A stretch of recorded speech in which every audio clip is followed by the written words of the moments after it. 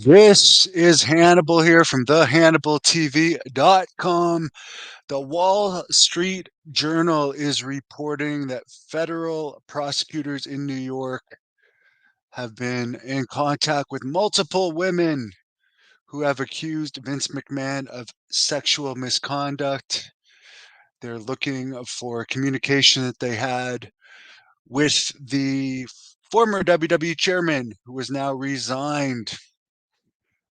Apparently, according to the Wrestling Observer, the prior allegations against McMahon is what has led to the Securities and Exchange Commission and federal prosecutors investigating the $14.6 million in payments that he has made to women dating back to 2006.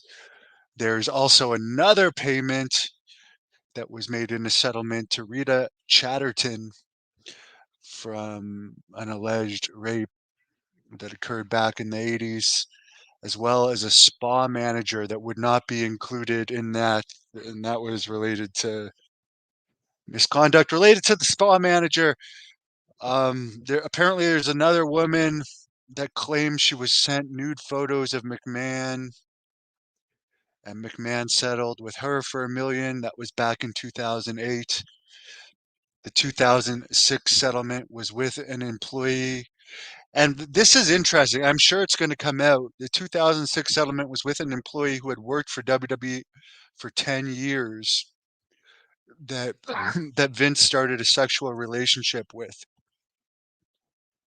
There was also a $1.5 million payment to another employee that had a sexual misconduct claim against John Laurinaitis, saying that John and her had an affair. And this is a different one than the most. This is not Janelle Grant.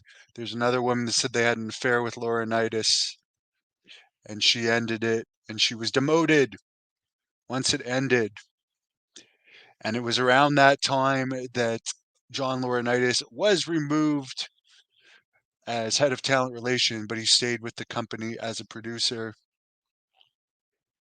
All the way back in 2002, the Wall Street Journal reported that a lawyer representing former WWE, the first woman referee ever in WWE, Rita Chatterton, had demanded 11.775 million in damages for his client for allegedly raping her in his limousine in 2006.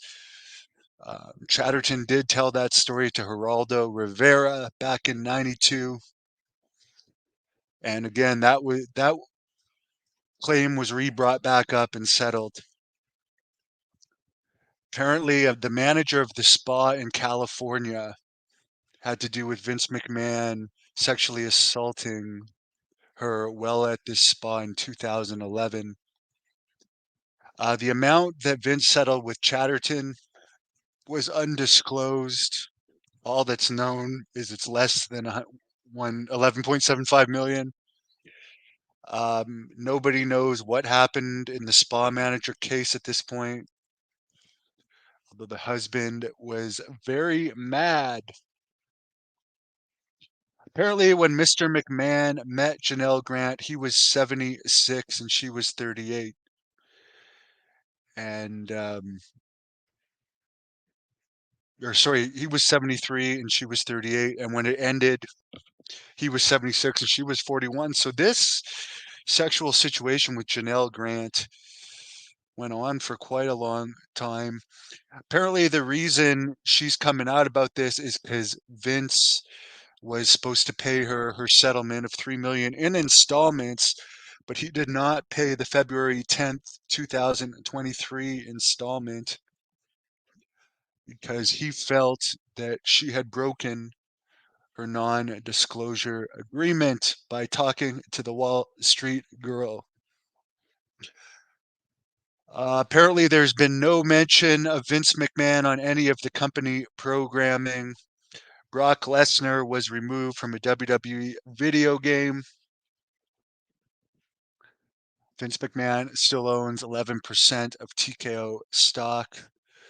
Apparently, whether that lawsuit against WWE, John Laurinaitis, and Vince McMahon by Janelle Grant is settled or not, according to Dave Meltzer, will likely have to do with the TKO insurance companies, the company that carries their insurance, because the amount could be more if it goes before a jury, and the insurance company will weigh the risk of it going before the jury or not. But I guess the ball will be in their court. As far as Brock Lesnar, he was never named in the suit. It was just shown the text message that I did a video on yesterday. There was some communication with Brock Lesnar and Janelle Grant. Allegedly, he asked for a picture of her urinating, which she provided, but they never had sex. But WWE has pulled Lesnar from not only the Royal Rumble, but the Elimination Chamber and WrestleMania. He could be used again. They haven't released him at this point, but it doesn't appear they're going to use him until all this blows over. John Laurinaitis, the former WWE head of talent relations and WWE producer and WCW executive, was suspended by WWE June 21st, 2022, and fired the following month. Triple H, the son-in-law of Vince McMahon, Paul Levesque, was heavily criticized for his performance at the Royal Rumble press conference, according to Dave Meltzer and many others. He basically had said the company had had a great week due to the Netflix deal and The Rock being put on the TKO board of directors. He claimed that he found out about the lawsuit at the same time as everyone else.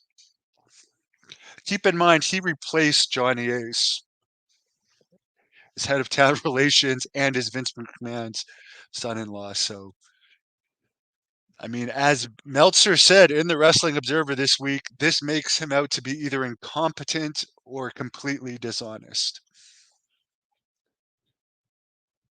There was also some controversy. I mean, Shawn Michaels has been alleged that back in the 80s he would halcyon women.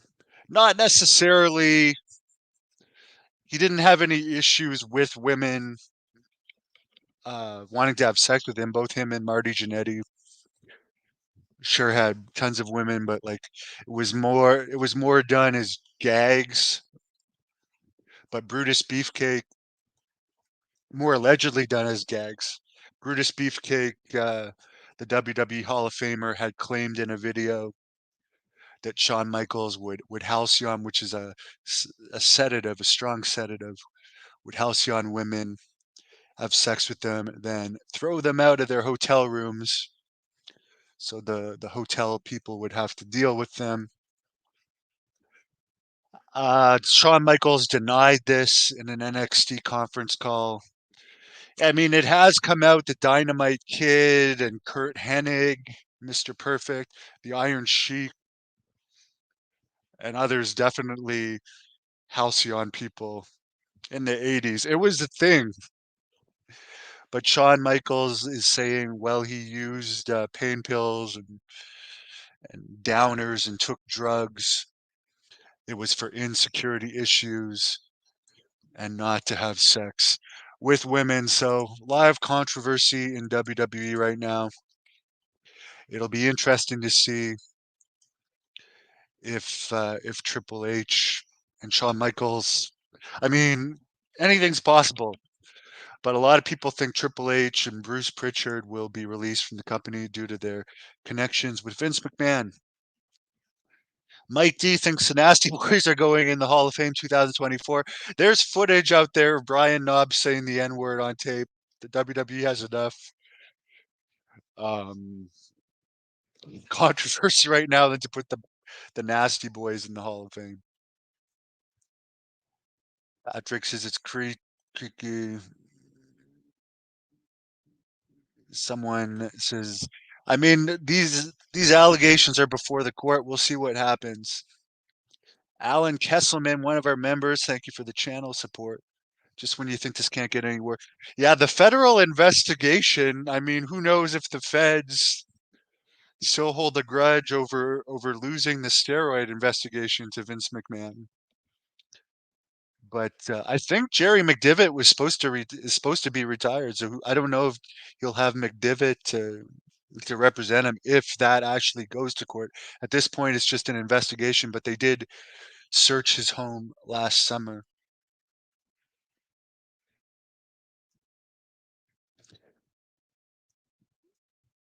Piper's doing well, Mike. Why no video? Ah, don't feel like it. How's that for you, Jeff? Someone does not like Brock Lesnar. The realist says Paul Levesque is known for being a liar. I mean, he's a company man. He's definitely known for being a politician. And look at what he did to China. I mean, he ended up cheating on China with Stephanie McMahon. Then China ended up getting fired. She went through a downward spiral that led to her passing away, but he did not treat China very well. Someone says, shut the entire WWE down and rebuild. Bill, I'm sure I will do an interview with Nails eventually. I would like to go to Minnesota and do a bunch of interviews. Um, hopefully I can do that this year, but I'm not going to do it in the winter. It's cold enough in Canada here than to travel somewhere. It's also cold. Have a great afternoon. I'll be back with my Wrestling Observer review, and I'm not going to go rehash this Vince McMahon stuff in the Wrestling Observer review. It'll be different news. Thank you for watching the Hannibal TV. Please like this video if you enjoyed it, and click the subscribe button to not miss any of our latest shoot interviews, match videos, or news updates.